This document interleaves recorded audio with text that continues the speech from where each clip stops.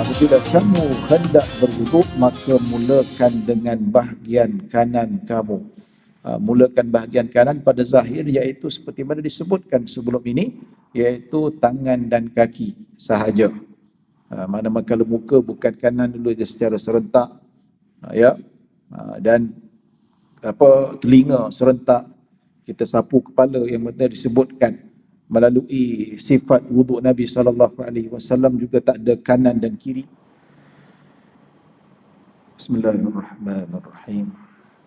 Assalamualaikum warahmatullahi wabarakatuh.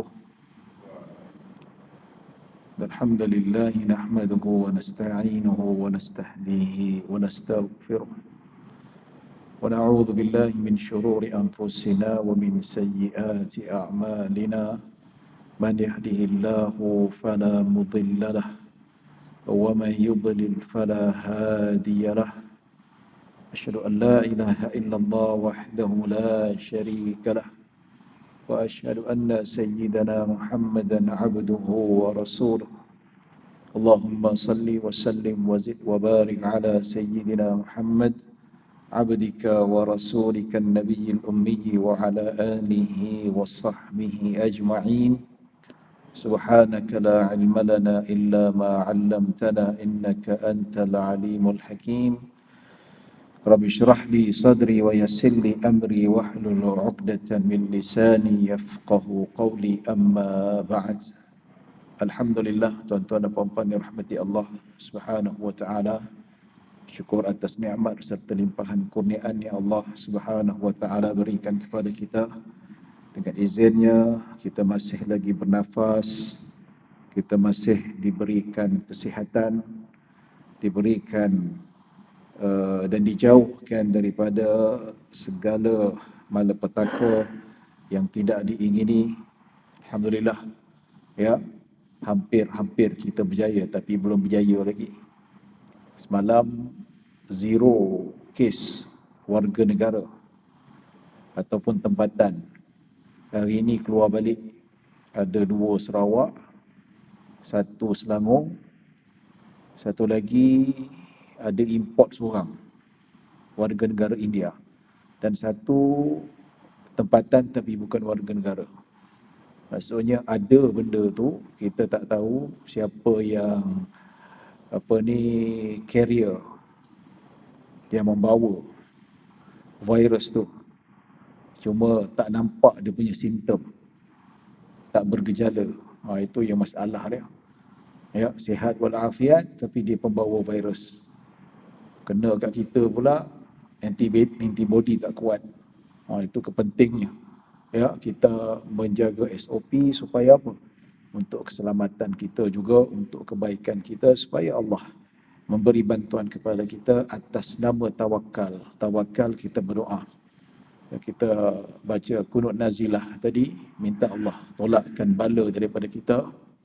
Dalam masa yang sama, usaha. Itu dinamakan sebagai at-tawakkul. Tawakal kepada Allah Subhanahu wa taala. Usaha dan kita memohon bantuan, berdoa kepada Allah Subhanahu wa taala. Tuan-tuan dan puan-puan dirahmati Allah Subhanahu wa taala, kita sambung pengajian hadis-hadis ahkam yang mana seingat saya pada sebelum PKP ini, tuan-tuan, kita berhenti pada hadis yang ke-32.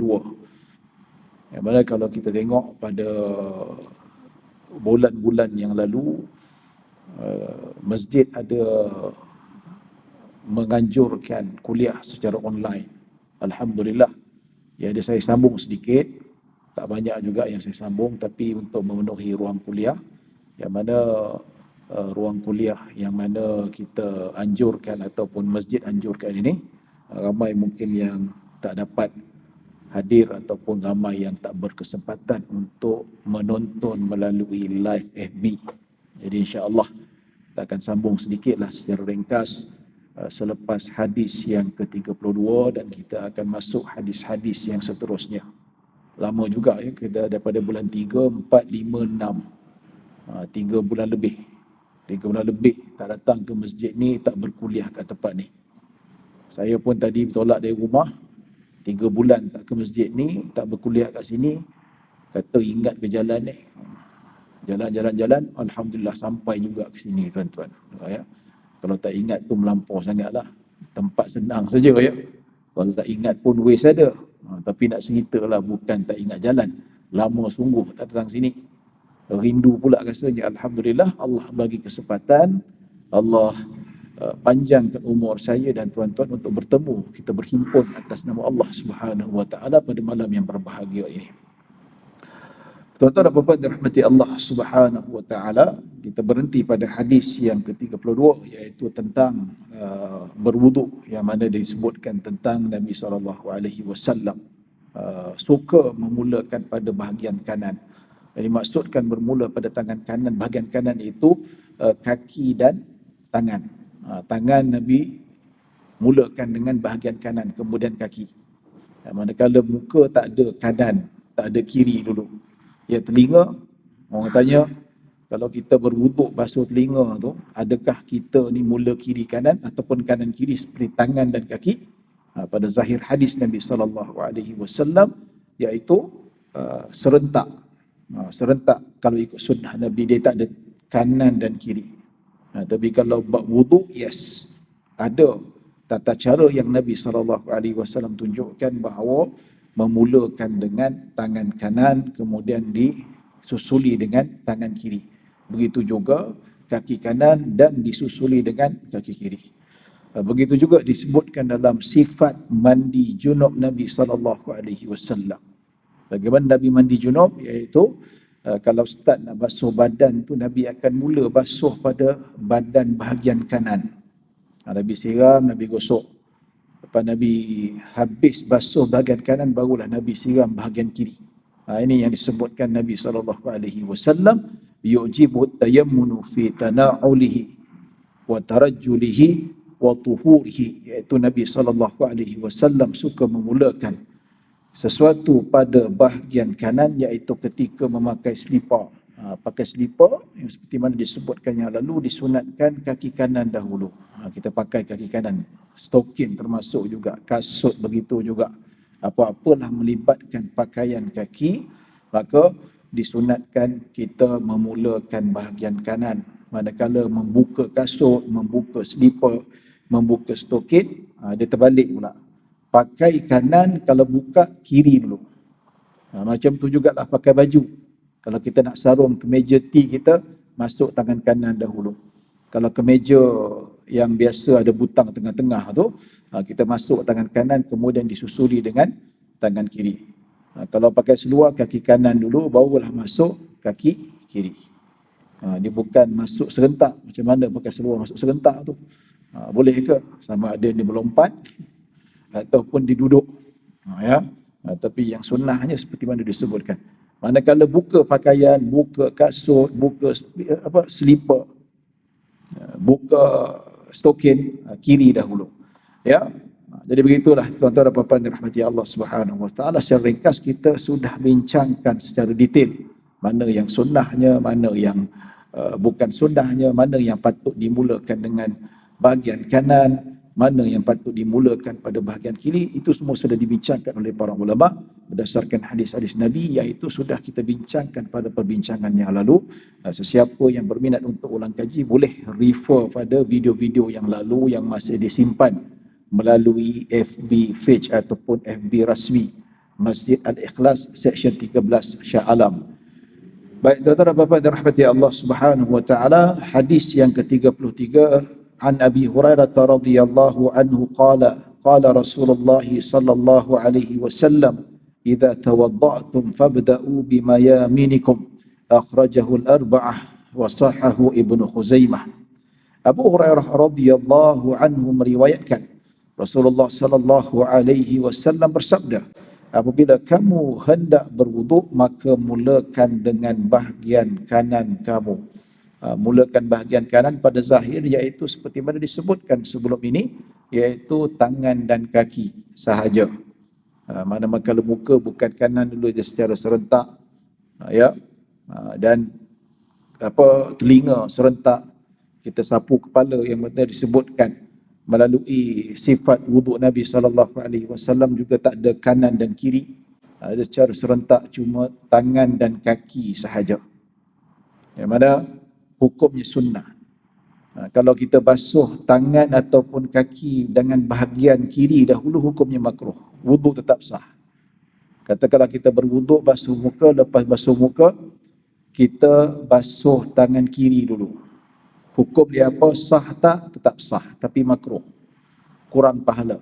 Dipotong pahala oleh Allah Subhanahu Wa Taala sebab mukhalafah sunnah. Bercanggah dengan sunnah Nabi SAW. Ya, begitu juga kaki. Hadis sahih yang disahihkan oleh Ibnu Khuzaimah rahimahullah taala. Baik, kita masuk lagi sifat wuduk Nabi SAW. Mu'anil Mughirah anil Mughirah bin Syu'bah radhiyallahu anhu anna Nabi sallallahu alaihi wasallam tawadda'a famasaha bi nasiyatihi wa 'ala al-'imamati wal khuffaini, akhrajahu Muslim. Al-Mughirah bin Syu'bah radhiyallahu anhu meriwayatkan Nabi SAW berwuduk lalu menyapu hujung dahinya dan serban serta kedua-dua khuf. Hadis riwayat Muslim. Tuan-tuan dan puan-puan yang rahmati Allah Subhanahu Wa Taala, seperti mana yang pernah saya sebutkan sebelum ini, the first atau the second hadis yang menceritakan tentang sifat wuduk Nabi SAW, yang mana cara muktabar sapu kepala, yang mana Nabi sapu keseluruhan kepala dan berpatah balik, start daripada hujung dahi sampai tarik ke tengkuk dan patah balik ke dahi semula ataupun bahagian umbun-umbun tu. Maka di situ disebutkan dalam hadis cara Nabi SAW berwuduk. Dan ini juga disebutkan dalam kitab-kitab fiqh mazhab Syafi'i, disunatkan kita sapu seluruh kepala. Kepala sapu, kita tarik, basahkan tangan, sapu, tarik ke belakang dan patah balik ke depan. Ya, ada mazhab kata sekali saja, maksudnya sekali. Tapi kalau mazhab Syafi'i secara officialnya 3 kali. Basah tangan, tarik ke belakang, patah balik ke depan. Basah tangan lagi, tarik ke belakang, patah balik ke depan. Dibuat sebanyak 3 kali. Itu ketika mana Nabi SAW bermukim. Itu sunnah. Kalau tak percaya, buka kitab fiqh mazhab Syafi'i, itu sunnah. Yang mana kalau kita kata kita basuh pada umbun-umbun saja, ya, kalau ikut mazhab kita sah. Tapi dia kurang sempurna. Dia bukan ikut cara Nabi yang sebenar. Yang mana kalau kita berwuduk penuh ikut tata cara ataupun sifat wuduk Nabi, maka dia dapat pahala yang tinggi. Dia akan dapat kasih sayang Nabi SAW. Dia akan dapat bersama-sama dengan Nabi SAW. Jadi sebagusnya dia sapu seluruh kepala, tarik balik patah depan. Tak kira lah lelaki perempuan sama saja. Kalau rambut panjang, sama juga. Rambut panjang susah Ustaz. Apa pasal pula susah nak buat macam tu? Nanti mengerbang rambut. Lepas sapu tu, repair lah balik rambut tu. Bukan susah pun. Tak ada sikat. Sikat pula pakai tangan cukup lah. Ya tak? Jadi nak kata rambut panjang terutamanya perempuan susah nak buat, tak ada alasan. Dalam kitab Syama'il Muhammadiyah sebut rambut Nabi panjang ke pendek, tuan-tuan. Panjang sampai ke bahu. Ya. Rambut Nabi panjang sampai ke bahu. Nabi hanya pernah gunting rambut sekali saja. Dan Nabi botakkan kepala sebanyak 4 kali. Itu pun ketika melakukan umrah dan haji. Pertama umrah tak jadi masuk. Pada tahun ke-6 Hijrah dihalang oleh tentera Quraisy.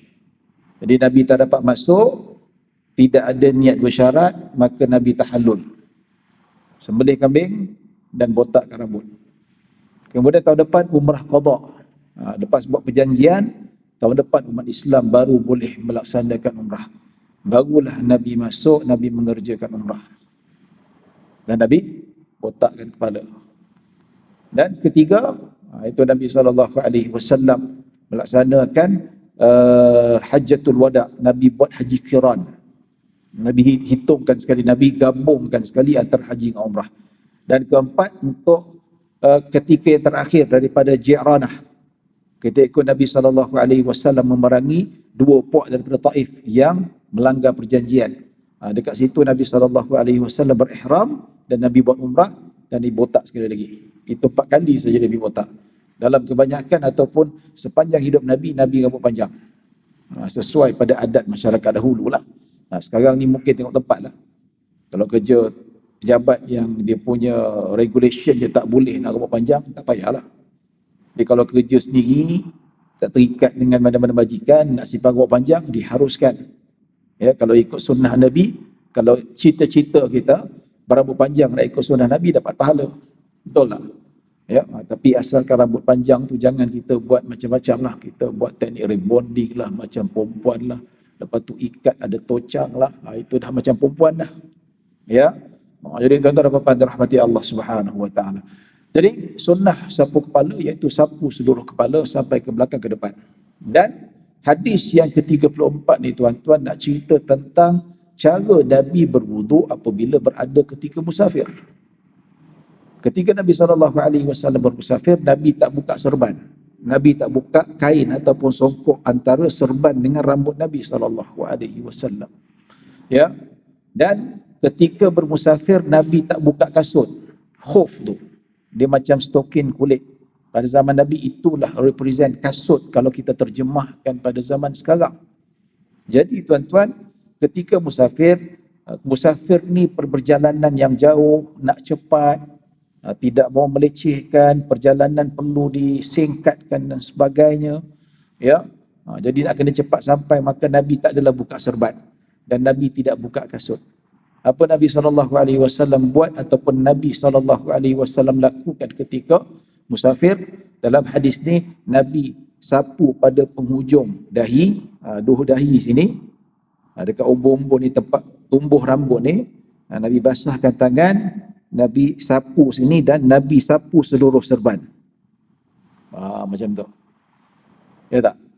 Kalau kita nak buat, katakanlah malas nak buka kopiah, malas nak buka serban, boleh. Kalau kita nak dapat pahala sunnah Nabi, boleh. Kita buat macam Nabi buat. Kenakan sikit, ya. Lepas tu the rest tangan yang basah tu, kita sapu serban kita. Maksudnya tangan sekadar basah. Bukan tangan bertakung air ni tuan-tuan. Dia ambil takung air tu, dia habis serban macam tu. Habis basah kuyup serban. Bukan itu. Tangan basah saja. Sekadar kenakan sedikit dekat umbur-umbur tu, kena rambut sikit, dan selebihnya tangan itu disapu pada serban ataupun kopiah. Itu sunnah Nabi SAW. Bukan hanya sekadar macam ni saja.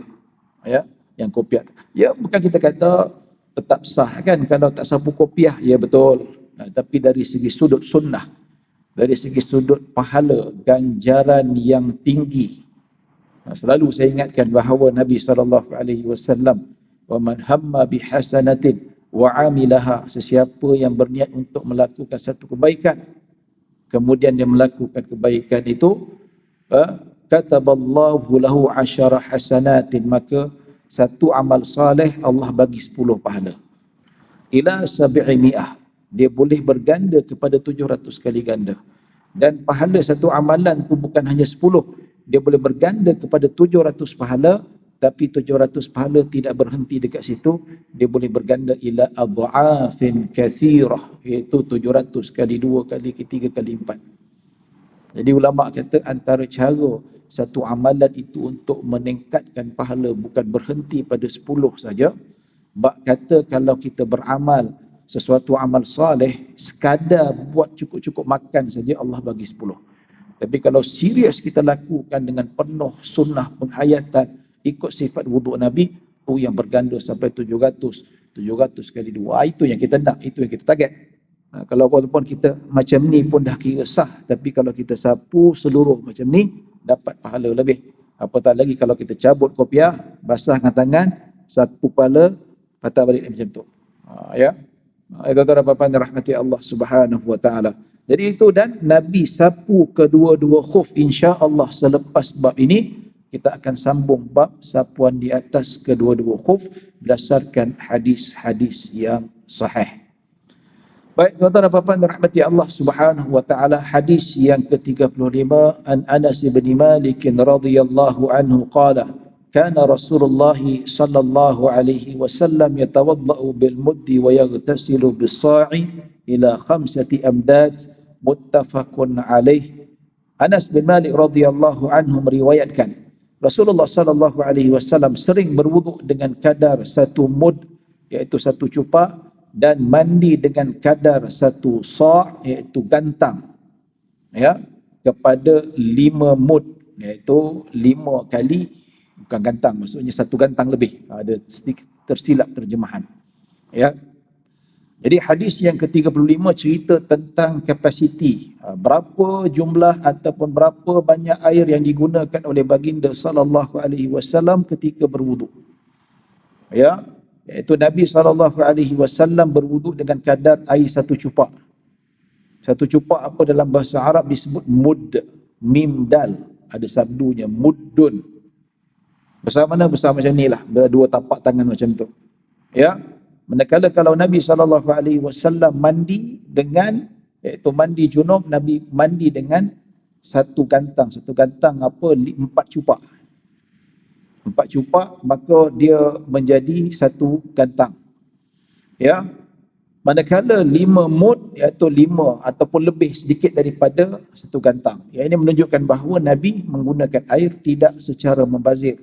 Sangat berjimat cermat. Sebab itu Nabi SAW kalau berwudu, yang mana kadar lebih kurang separuh ke 3 suku air mineral. Itu saja tuan-tuan. Kalau tak percaya, tuan-tuan boleh type nama saya.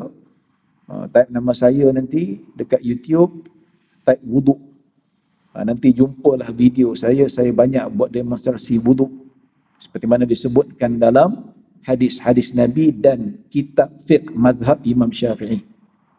Berdasarkan kitab mazhab Syafi'i takkan ambil sumber ataupun hukum itu melainkan daripada hadis-hadis Nabi SAW. Jadi saya tunjukkan tuan-tuan, saya tunjukkan suku gayung, tak habis suku gayung tu dapat berwuduk dengan sempurna. Percaya tak percaya?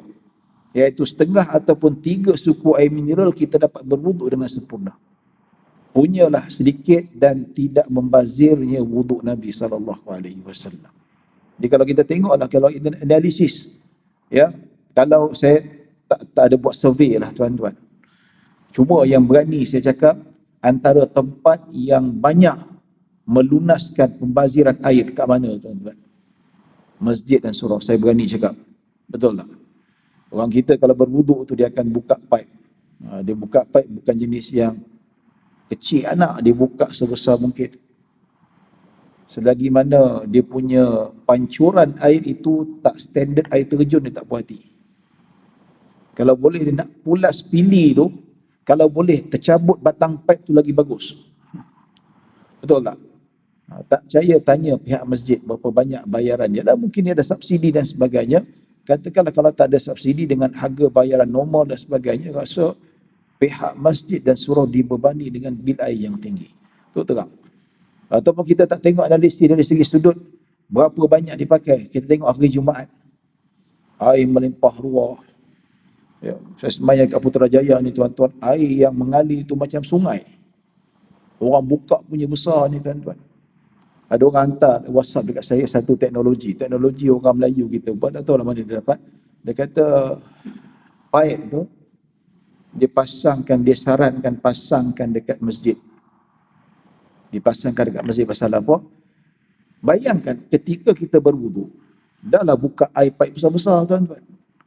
Kita tadah air dengan pancuran air yang begitu banyak, alirannya sangat deras, kita tadah dan kita sapu muka. Tuan-tuan, kita sapu muka berapa saat? Paling cepat kita sapu muka ni tuan-tuan 3 saat. Kalau yang sapu sekali teliti betul-betul mungkin sampai boleh 5 saat. Tuan-tuan, setiap saat turun tu, air tu turun. Cuba tadah baldi kat bawah tu. Berapa gelas cawan kita dapat. Air tu masuk kita macam ni. Kita sapu muka. Tadah, sapu muka. Ketika sapu tu, air punyalah deras mengalir tuan-tuan. Cuba tadah baldi kat situ. Saya pernah buat. Saya pernah tunjukkan dekat Masjid An-Nur, USJ 4. Saya buat demonstrasi. Kata tuan bawa baldi. Kita buka air sebesar mungkin. Yang mana saya kata, saya tunjukkan setiap anggota basuh sekali saja. Muka sekali, tangan sekali, semua sekali tuan-tuan. Sampai ke kaki. Tuan-tuan, hampir sepenuh baldi. Hampir penuh baldi tuan-tuan. Maksudnya air yang tidak digunakan langsung.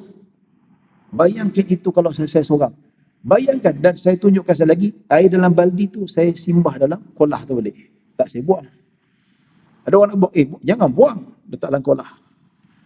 Dan air itu tidak digunakan. Tak mustakmal pun. Kalau campur dalam air kolah pun, maksudnya air dua kolah bercampur dengan sikit mustakmal, tidak menjadi masalah. Air itu tetap suci dan menyucikan. Kalau ikut hukum fiqh. Dan saya kata sekali lagi, cuba kita buat 3 kali. Muka 3 kali, tangan kanan 3 kali, kiri 3 kali, sapu kepala 3 kali, telinga 3 kali, dan kedua-dua kaki 3 kali. Tuan-tuan, tak sampai kepala, baru tangan, dah penuh baldi tu dah. Demi Allah, saya tak bohong. Terkejut orang. Selama ni aku mengambil wuduk, cukup membazir. Tuan-tuan dan puan-puan rahmati Allah Subhanahu wa taala. Ada orang kata, kami tak adalah buka sebesar macam tu. Fine. Kita buka separuh, sederhanalah. 50% daripada tu. Tuan-tuan, hampir penuh baldi tu. Penuh, melimpah tuan-tuan.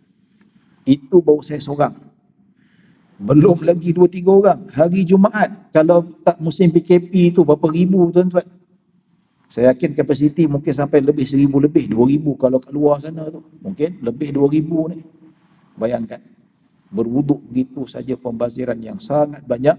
Kalau kita menyelusuri hadis Nabi SAW, Nabi sangat berjimat cermat. Mungkin kita tak gunakan sesikit Nabi. Mungkin kita gunakan sebotol ataupun lebih sedikit. Tak ada masalah. Tapi ini sampai lebih 1 baldi ni, apa kejadahnya tuan-tuan. Yang mungkin kita tak sedar. Tak sedar, kita sedarkan diri kita tuan-tuan. Kalau nak berwuduk sekadar buka dengan air yang kecil. Dalam YouTube ada 2 jenis. Sama ada dalam kolah saya berwuduk juga, dan saya buktikan bahawa suku gayung tu tak habis kita dapat berwuduk dengan sempurna. Kumur-kumur dengan basuh air dalam hidung, basuh muka, sapu kepala, tangan, perfect. 3 kali, 3 kali. Suku tu alhamdulillah cukup mencukupi. Dan saya tunjukkan bagaimana berwuduk dengan air paip hanya buka air yang kecil. Tak adalah kecil, sangat kecil. Boleh, tak ada masalah. Boleh kita berwuduk dengan segar, dengan sempurna, dapat menyempurnakan basuhan itu pada seluruh anggota-anggota wuduk. Kenapa kita nak buka sebesar-besarnya tuan-tuan? Maka ini satu yang mana dalam beribadah, tapi dalam masa yang sama kita melakukan perkara yang dilarang oleh Nabi SAW. Sebab itu dalam teknologi ni tuan-tuan, kalau kita tengok, ya, dia ada pipe. Pipe tu bila kita nak tadah saja tekan, dia macam ada macam ni. Tu keluar air, tekan macam tu baru keluar air. Bila kita tarik tangan kita, dia tegak balik, air tu berhenti. Sangat bagus teknologi tu. Sangat bagus. Ya. Dulu kalau kita dekat Masjid Shah Alam tu, dia letak tangan, keluar air, betul tak? Itu bagus cara macam tu. Tapi cara tu dah tak ada lah. Dia teknologi cepat rosak kan. Tapi masalahnya ada benda tu, ya, budak-budak duk suka main. Dia main. Dia tak wuduk, dia duk main air tu. Kalau budak-budak tak apa tuan-tuan, bapak budak pun sama main sekali. Dulu. Ya. Tapi teknologi sangat cantik tuan-tuan. Dia tekan macam tu, bawa air keluar. Kita tarik, air tu berhenti. So, ketika mana kita sapu muka kita tu, air tak mengalir keluar. Cukup tidak membazir. Satu lagi, satu idea yang sangat baik tuan-tuan, dekat Jepun dengan dekat Australia. Masjid dekat Australia ni tuan-tuan, dia kita berwuduk tu dia macam ada divider lah. Maksudnya kita berwuduk kena duduk. Dan kaki kita mesti dalam tu. Dan divider tu macam kolam macam tu. So bila kita berwuduk, air tu dia tidak mengalir dekat longkang ataupun terus keluar. Dia akan masuk ke dalam satu tempat disimpan air tu. Yang mana air-air yang digunakan untuk berwuduk digunakan untuk manfaat yang lain. Nampak? Air yang mustakmal itu digunakan untuk lain. Maksudnya air yang digunakan untuk berwuduk jemaah-jemaah yang datang, air itu tidak dibuang saja-saja. Air itu disimpan, iaitu tidak digunakan untuk berwuduk sekali lagi, tapi digunakan manfaat yang lain. Contoh, siram pokok bunga ke, basuh kereta ke tuan-tuan, basuh lantai, tandas dan sebagainya, basuh beranda dan sebagainya. Macam-macam yang boleh dimanfaatkan, tuan-tuan. Nampak tu? Iaitu air yang digunakan tapi dimanfaatkan semula, direcyclekan balik. Manakala Jepun pun sama juga ni tuan-tuan, iaitu basuh tangan, air itu disimpan. Dan air itulah digunakan untuk flush tandas. Nampak? Dimaksimumkan penggunaan air. Tapi kita yang berada di negara Islam, pemerintahnya Islam, tapi kita kurang sedar. InsyaAllah mudah-mudahan kita ke arah situ, tuan-tuan. Masjid kita, surau kita ke arah supaya apa? Supaya apa? Kita beribadah. Sebab wuduk ni satu ibadah. Wuduk ni satu benda yang generate pahala yang sangat besar. Ibadah bukan saja ibadah dapat pahala. Nabi SAW sebut, setiap kali kita berwuduk, setiap titisan wuduk itu akan menggugurkan dosa kita. Sehingga titisan yang terakhir. Sebab itu Nabi selepas berwuduk, Nabi tak suka lap. Supaya Nabi nak tunjukkan kepada umat baginda SAW, lepas wuduk, biarkan, jangan lap. Sebab kita biarkan titisan-titisan itu dalam hadis riwayat Bukhari Muslim, ia merupakan penggugur dosa. Subhanallah. Besar nilai wuduk ni, tuan-tuan. Tapi dalam masa yang sama, ramai di kalangan kita tak sedar mereka beribadah, iaitu berwuduk, dalam masa yang sama melakukan perkara yang terlarang, iaitu makruh, perkara yang melampaui batas. Innal mubadzirina kanu min ikhwani syayatin. Membazir itu melampaui batas, iaitu melampau penggunaan air, iaitu sebahagian daripada saudara-saudara syaitan. Ya, perbuatan yang mana sunnah Nabi digabungkan dengan perbuatan syaitan. Tak adalah kita kata, oh selama ni ustaz tuduh kami ni syaitan. Tidak. Selama ni mungkin tuan-tuan tak sedar. Kalau kita bagi kesedaran sekarang, saya bagi kesedaran. Dan tuan-tuan bertanggungjawab untuk memberi kesedaran kepada saudara-saudara kita yang lain. Tuan-tuan dan puan-puan dirahmati Allah Subhanahu Wa Taala. Kalau saya pribadi, saya berwuduk. Di wuduk tu ada gayung, ada baldi kat bawah tu. Tandas tempat air wuduk tu. Ya. Bawah paip tu ada baldi. So setiap kali saya habis, baldi penuh dengan wuduk saya, tuan-tuan. Ya. Jadi maka saya ambil, saya tuangkan dalam tempat flush tu. Tak buang macam tu saja. Itu cara saya. Dah lama saya lakukan. Dan itu juga saya didik anak-anak saya lah. Kalau boleh wuduk, tadah dengan baldi. So bila dah penuh baldi tu, buka tu, letak dalam tu. Supaya apa? Supaya lepas kita, air tu kita maksimumkan penggunaannya. Daripada buang macam tu, baik kita flush. Buang air besar ke baik kecil, kita flush. Air mustaqbal tak apalah, bukan kita nak minum air tu, nak buangkan najis, nak bersihkan najis tu je dekat dalam tap tu. Itu saja. Ya. Jadi tuan-tuan rahmati Allah Subhanahu Wa Taala. Jadi itu kadar yang disebutkan bahawa mud adalah cupak. Ukuran satu cupak bersamaan dua telapak tangan Nabi SAW. Ya. Atau bersamaan dengan 750 gram ataupun 750 mililiter. Kalau air mineral tu berapa liter tu satu botol, 1 liter lebih kot. Ataupun tak sampai. Dia lebih kurang 3 suku air mineral. Sok adalah gantang ukuran bersamaan dengan 4 cupak atau bersamaan dengan 3 liter air ataupun 3 kilogram air. Kita kira lah, maksudnya lebih kurang 4 botol air mineral yang sederhana tu, kurang sedikit lah macam tu. Itu kadar yang Nabi SAW menggunakan air secara betul-betul berjimat. Mungkin kita kata tak sampai ataupun kita tak mampu ikut jumlah ataupun kapasiti air yang digunakan oleh Nabi SAW. Tapi paling tidak pun kita berpada-pada. Jangan kita fikir nak mandi tu lebih baik mandi pakai 1 baldi daripada mandi pakai 2 baldi. Betul tak? Kita siram air sikit-sikit badan kita, ya.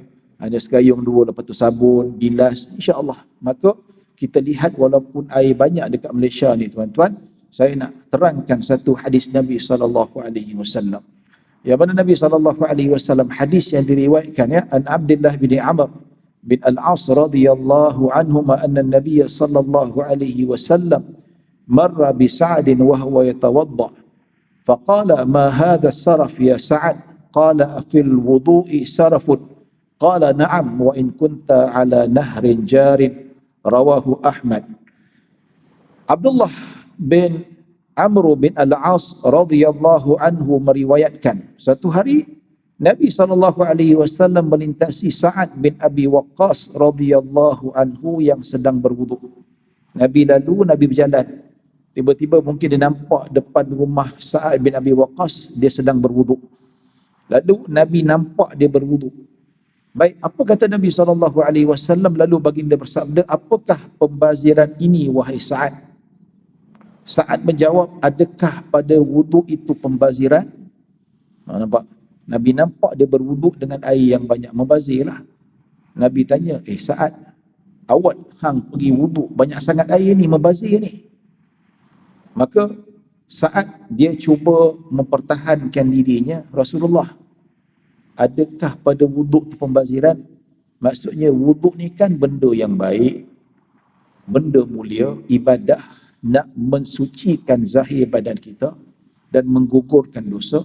Takkan berkira kot biarlah membazir ke apa ke, biarlah lebih pun wuduk kot. Macam tu lah kalau ikut dialek Selangor kita sekarang ni lah.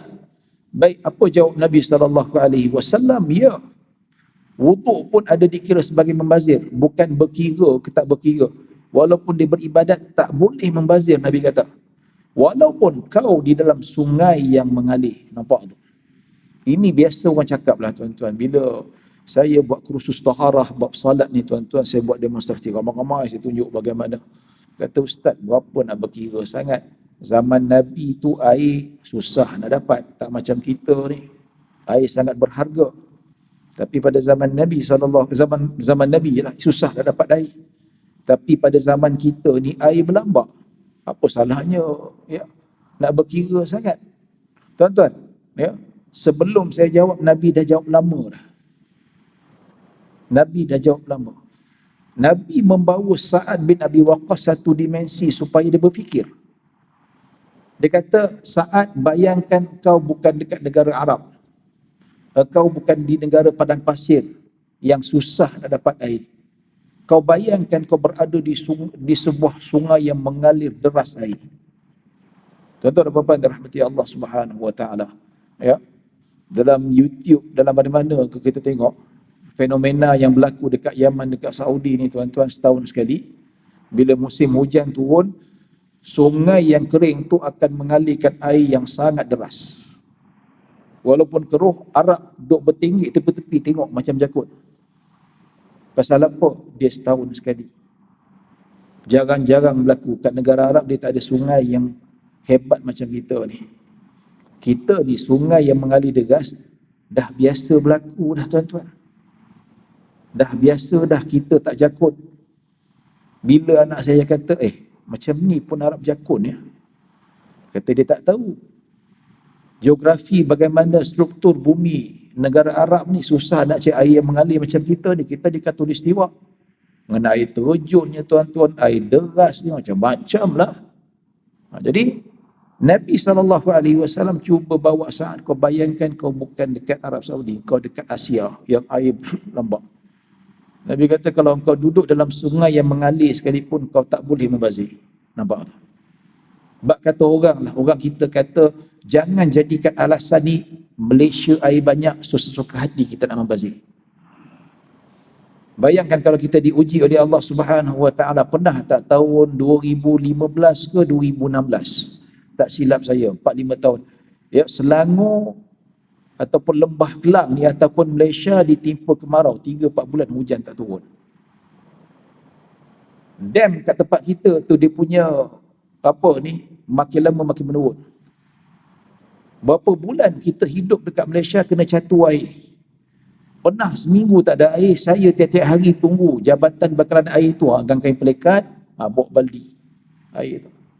Takkan nak suruh orang rumah pergi ambil, anak saya perempuan kecil-kecil lagi tuan-tuan. Merah tangannya. Berat. Nak penuh kan. Nampak tu. Masa tu lah nak mandi tu, mandi demi Allah, satu gayung je. Mandi segayung je. Nak jaga air tu je pasal ni tuan-tuan.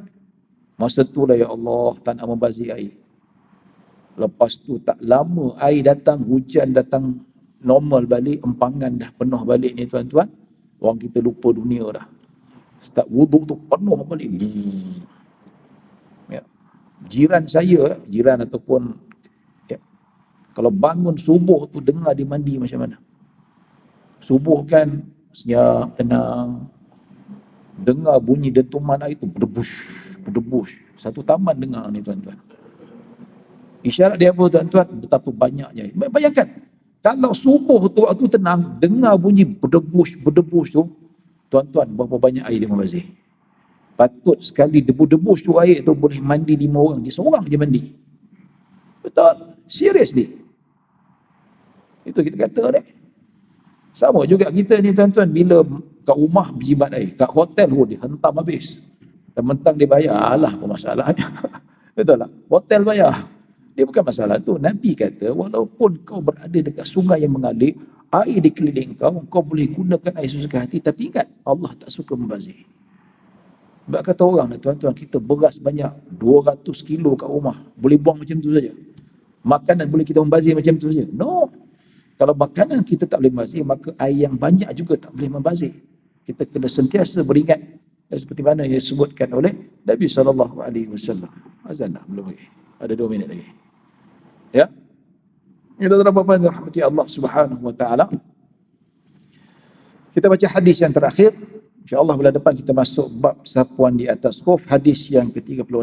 An Umar radhiyallahu anhu qala Rasulullah sallallahu alaihi wasallam ma minkum min ahadin yatawaddau fayusbigul wudu'a thumma yaqulu ashhadu an la ilaha illallah wahdahu la syarika lah wa ashhadu anna Muhammadan abduhu wa rasuluh illa futihat lahu abwabul jannah akhrajahu Muslim wa Tirmidzi wa zadahu Allahumma ja'alni minat tawwabin waj'alni minal mutatahhirin.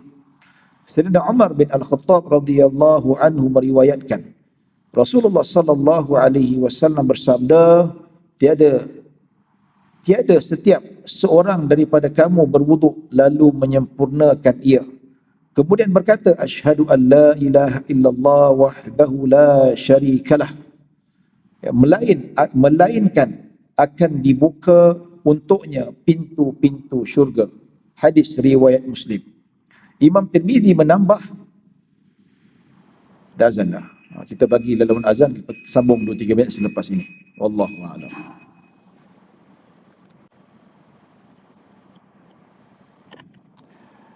Baik, tuan-tuan dan puan-puan rahmati Allah Subhanahu wa taala.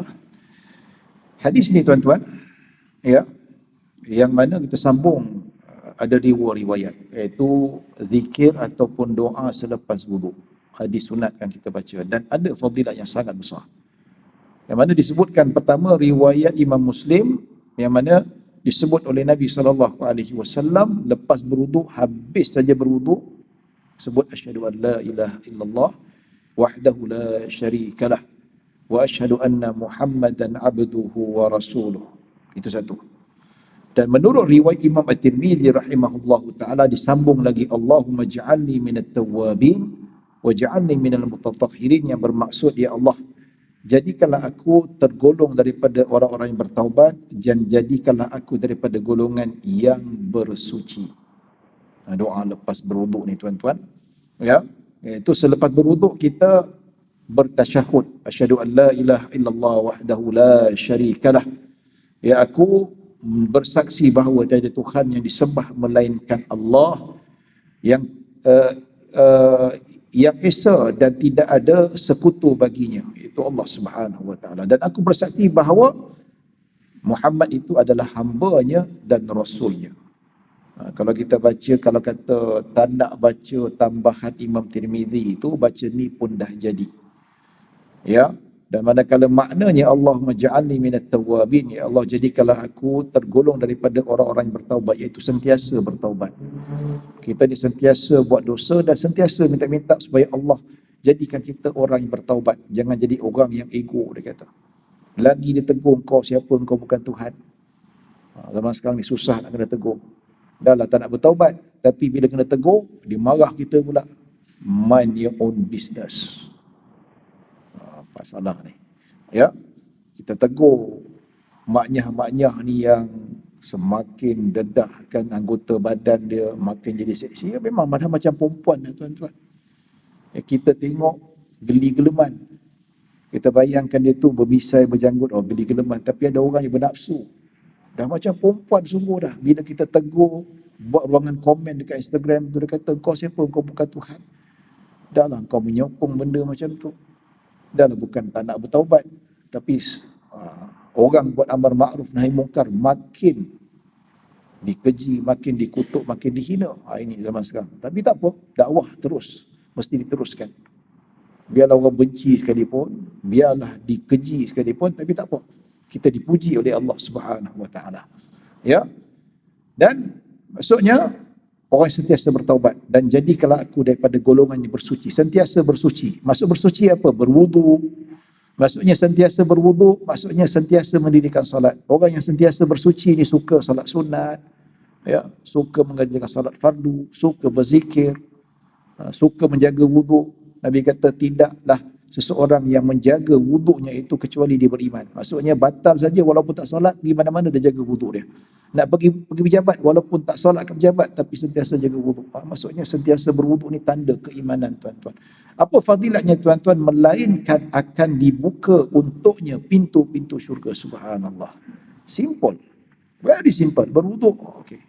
Lepas berwuduk, asyhadu an la ilaha illallah wa asyhadu anna Muhammadan abduhu wa rasuluh. Allahumma ja'alni minat tawwabin wa ja'alni minal mutatahhirin. Nabi berjanji, Allah berjanji siapa yang beramal benda ni dekat akhirat nanti Allah buka pintu-pintu syurga. Nampak tak?